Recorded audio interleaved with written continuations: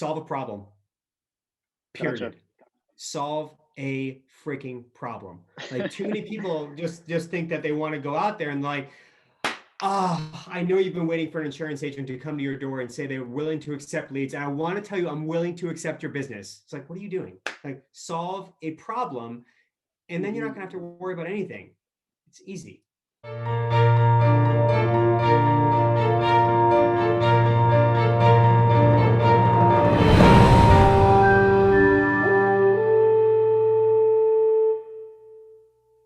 What's up?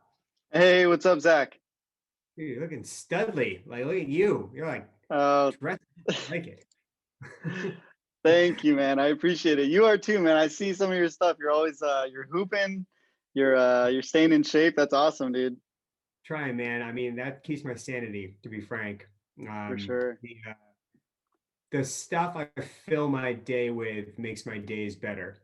I think the Yeah. too often we kind of focus on what happened at work and how that can make or be a good day because of what happened at work. And I'd rather it be the opposite. I'd rather Yeah. what I do in between my free time determine how my day goes and how work goes. I have no Right. control over work. I don't have control over business. Yeah. I hear Like, you.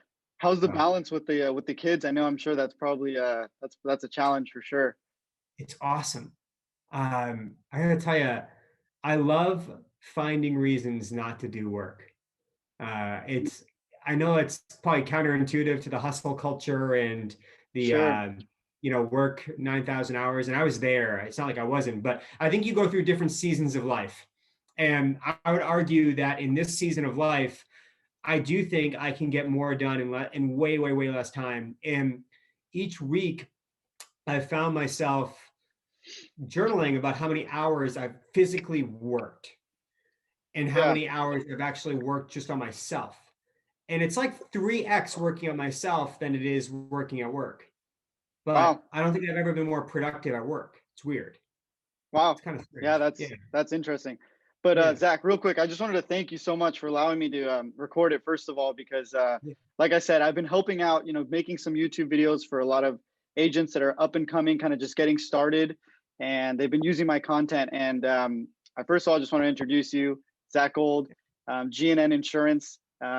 Super excited to have you on here, just because um, you guys were actually, I don't know if I've ever said this to you, but you guys were kind of some of the biggest inspiration for me early on. And I used you guys kind of as a model and aspiration of what I wanted to make my agency look like in 10 years. So really, really excited to have you on here.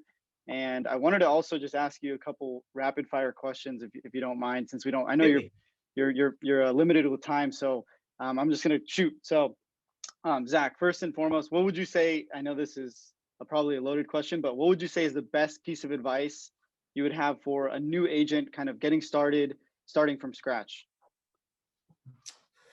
Don't take advice from your broke friend. I think as a new agent and or as a new business owner, Yeah. you are obsessed with the thirst of knowledge and you're looking for all these people to help you. And that's good. There's a lot of good that can come from that. There's a lot of good people out there, but be Yeah. careful who you get your advice from because some people you're taking advice from, but you look at them and you actually don't want to be them. Like, I don't know, maybe they're single, maybe they're divorced, maybe they have no kids, maybe they're reinvesting every single dollar in the business. Maybe you don't want that, but then you're soliciting advice from them and it sounds sexy, but Right. you don't want to become them. So, what are you doing? Yeah. So, be careful who you get advice from. Gotcha. Okay. So maybe focus your advice, and you should take advice from somebody you do want to be like. Is that kind of the answer? Yeah, I mean, or someone that admiration is a loaded word. I mean, Yeah. I admire Tom Brady. I don't think I'm going to take a lot of his advice. I don't like. I'm not trying to be him, but I think Yeah. he's great. Cool. So if he's on a podcast talking about his diet, maybe I'll lean Mhm. forward. Right. If he's on a podcast talking about his exercise routine, like, well, how does that help me? Right. Um, Okay. Makes yeah. sense. Makes sense. Zach, let's keep going. What's the this is probably an interesting one for you, and I'm really curious about this one. What's the best piece of advice you've received as far as business, and the worst, best piece and worst piece of advice that you've received? Huh. The worst piece of advice is, man, I could fill Bibles full of that. Um, I think the best piece of advice I got early on Mhm. was just be a yes man, meaning try everything. uh, and really kind of figure out, because when you try everything, you can kind of figure out what you want to do. But if in the early on, if you have your blinders on and you have your ego up, you might not try something that could be really fortuitous. And actually, the counter is the real overall best advice is when you're kind of going, you got to learn the power of no. You got to learn how to say no. But you're not going to know when that shift happens. You're going to screw up and you're just going to be a yes man for a while. But eventually, like where I'm at right now, I say no 9 times out of 10. And how do you say no without giving the opportunity for the person to follow back up is the key. Gotcha. Gotcha. That's interesting. The yeses kind of open the doors, and then so that you can eventually start saying giving some no's out. Yep. Okay, let's keep going. Zach, what is your best tips for building for a new agent building, referral partnerships and networking? Maybe loan officers, realtors. I know you and Matt were really big on that. So, Mm. what's like number one piece? I know there's so much to it, but any quick Yeah. one. Solve a problem. Gotcha. Period.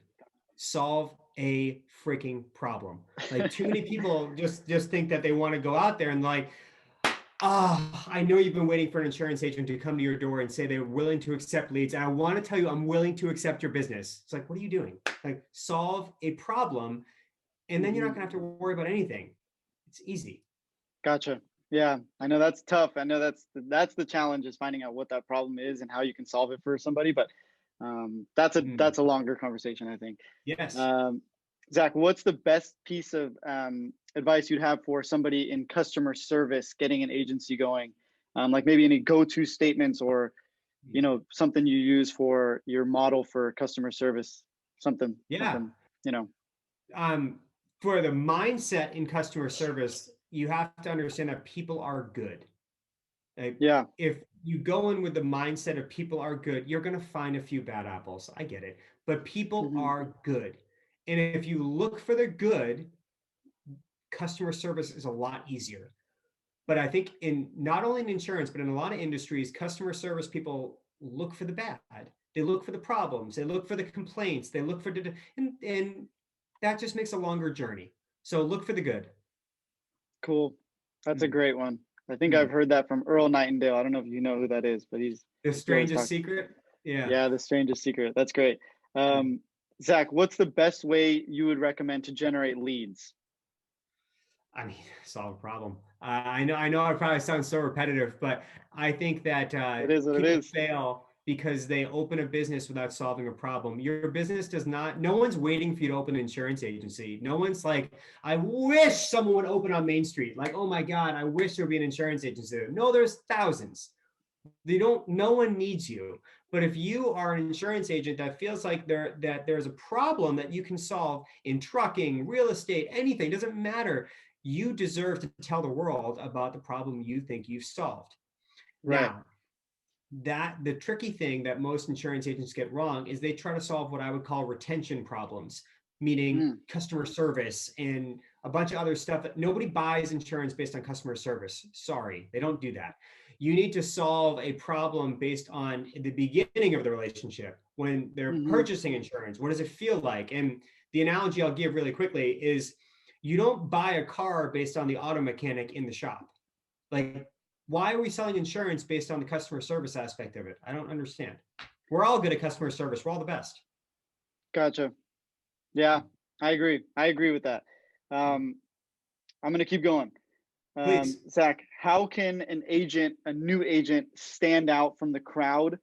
This is kind of perfect, actually, leading from what you just said. How can they stand out from the crowd? When quotes come back, cheaper with another company. There's the Geicos, the Progressives out there. I think this is a big challenge that a lot of new agents are dealing with. Is they get hit Yeah. with, my rates, $100 cheaper a month. How can they stand out from the crowd if it's not just selling the customer service? It's not Yeah. selling, I think that standing out could be just trying to market to your best customers. It's perfectly Sure. okay for Geico and Progressive to be lower than you and take business because they're not my competitor in my analysis. Now every market's different, but the market that I'm going after, there, if I didn't exist, I don't Hmm. think they would all go to Geico. I kind of know where they would go. And since I know where they would go, I know how to position my product. Now, since I'm positioning my product in a certain way, I'm not even going up against Geico and Progressive. So in the rare occurrence that someone would tell my team, I found a rate on Geico for $100 less, would be like, oh my God, whew, we Hmm. avoided a nightmare because we weren't even going after that kind of client. So you got to Hmm. reframe the picture of who your actual competition is. Yeah. Yeah. So that means you got to really just, there's probably a good amount of people that you're kind of turning away, or you just, Yeah. you know, For instance, I really hate Greek pizza. Sorry if that offends anyone. I like Italian pizza. And that's so nice. I don't care if the Greek pizza is cheaper. I'm going to buy the Italian pizza. I prefer how the bread is, et cetera, et cetera. I could go on for a while. I'm a pizza guy, but I will not go to Greek pizza. So it's kind of similar. There are going to be clients who want an app and speed and a lizard and advertising on where they watch football. That's okay.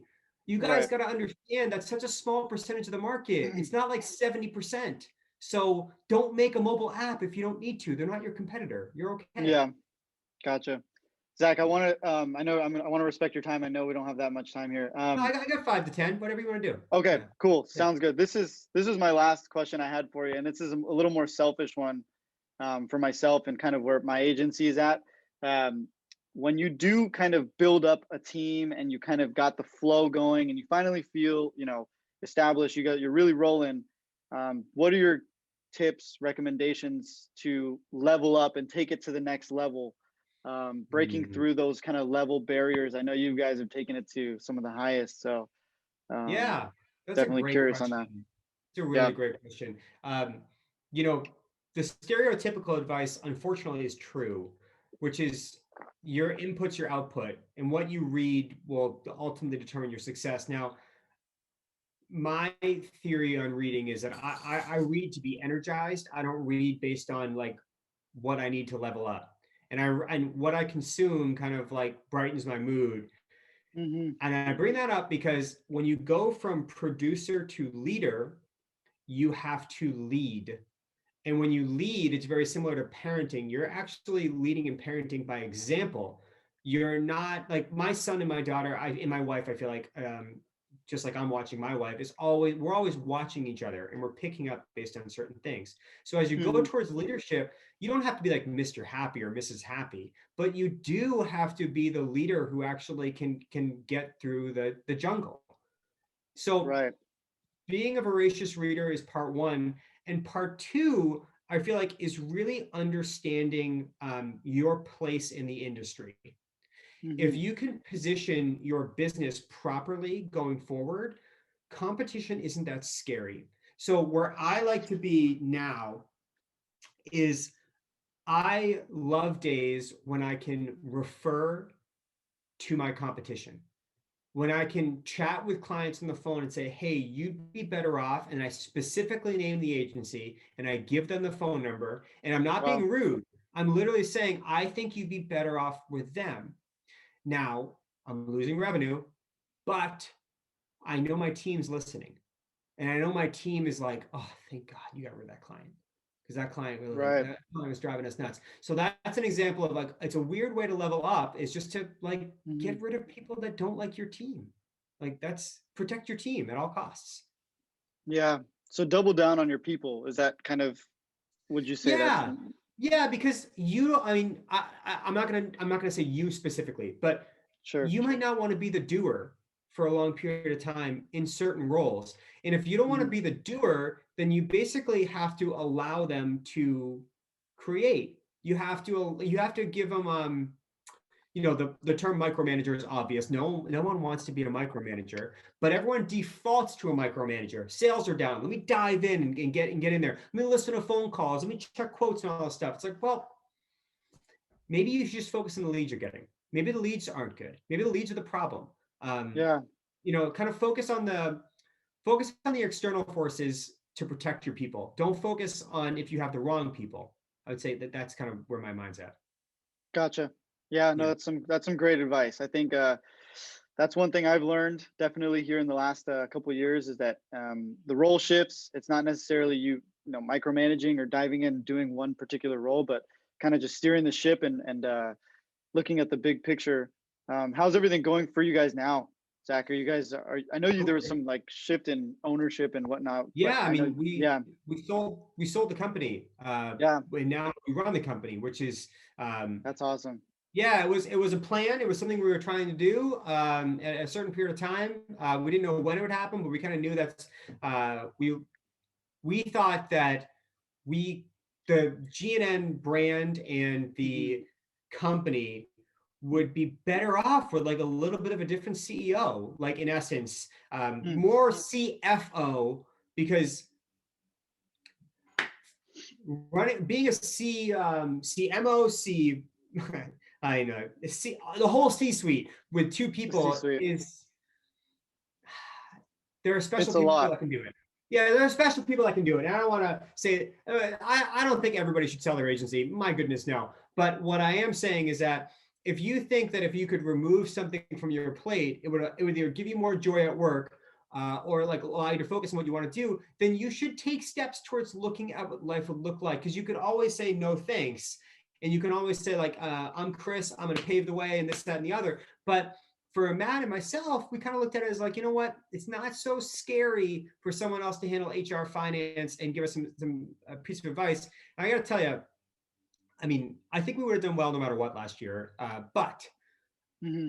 I would have never guessed how well we would have done. I mean, we did. Wow. We had we had some turnover and we had some things that we wish wouldn't happen due to market factors, but we had our best year ever Wow. from a financial perspective. Could have a lot of things gone better in different ways, sure, but I would attribute that to the fact of us like getting some good guidance from C-level people. Wow. Yeah, I mean that's Yeah, that it's been pretty recent. So some of those shifts that they're making and moves that it's probably just starting to now make an impact. So yeah, shoot, man, exactly. if that happened last year, I can just imagine what's going to happen this year. So congrats to you. My We're hats off to hoping. you. We're Yeah. hoping. I mean, like I said, it's not for everybody. I think Right. that the independent agent movement of like owning your own shop and owning your own business is one that I think more people should go towards. I think it's a very ripe market. I think it's great. I think there's a lot of power in being an independent agent, but Hmm.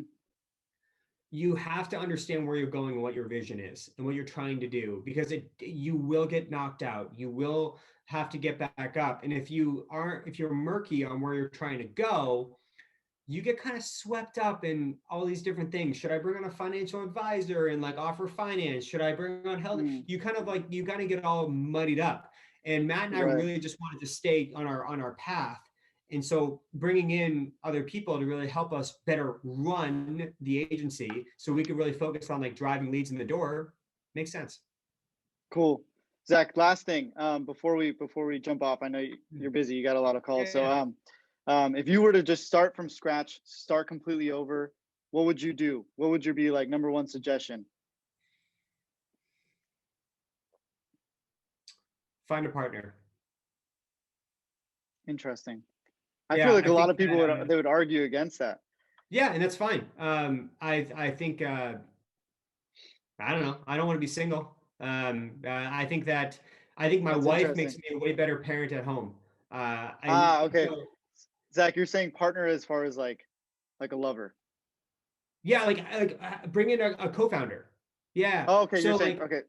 yeah. So let me rephrase that. Like what one piece of advice that I would recommend if you are starting the business today, going Yeah, into it is find a partner. Meaning like don't go at this alone. In my opinion, I'm very biased, but yeah. like like I was comparing to parenthood, I don't want to be a single parent. I genuinely Right. Okay, believe that understand. my wife makes me a way better parent and et cetera, because of her. I get feedback. I get constant feedback from her, and Hmm. I elicit feedback, and I welcome it. Right.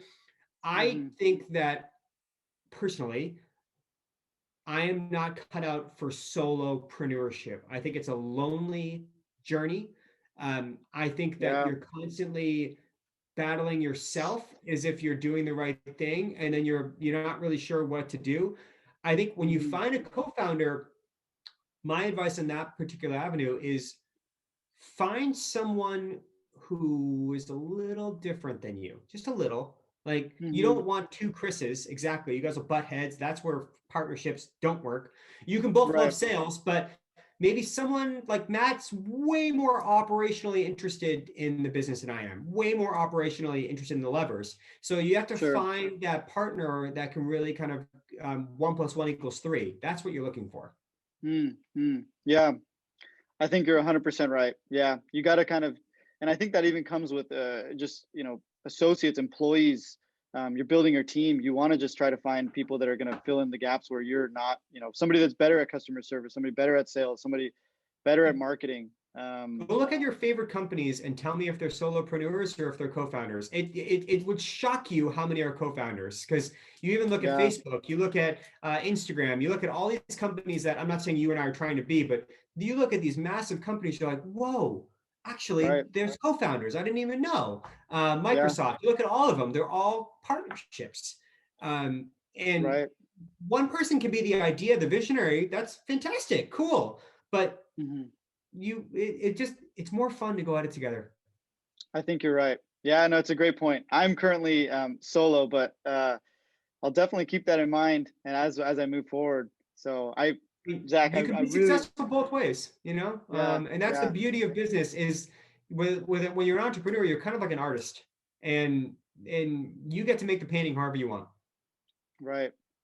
Well, Zach, I really, really appreciate all the tips here and the advice. I think there's definitely some agents out there that are going to watch this, and they're probably going to get some serious value from it. So, really, really appreciate it, man. And best of Sure, luck to if you. I they hope, I hope, yeah, yeah, if they want to learn more from me specifically, I mean, my website is zackgould.com, cool, zackgould.com.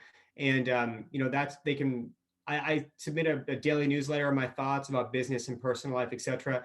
And Matt and I obviously run G&N Insurance. You can find us in Massachusetts and always book time to talk about operationally with insurance and stuff. And we love giving back, man.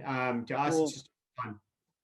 For sure. We'll make sure to put your Instagram handle. We'll get you your website as well on the video. Rock So thank you, Zach. I really appreciate it, man. I also, it's awesome that you're doing this and just talking to agents out there. It's definitely good to see other agents out there, especially like you guys giving back and doing the right thing. That's why I like to do some of these videos for free and just give out value, because people like you have done so much for me early on. So I feel indebted to some of the new people that are asking me questions. So I really appreciate you guys. Rock on, man. Have a great afternoon. See Sounds you, good. You bud. too, man. All right. Good luck. See ya. Later.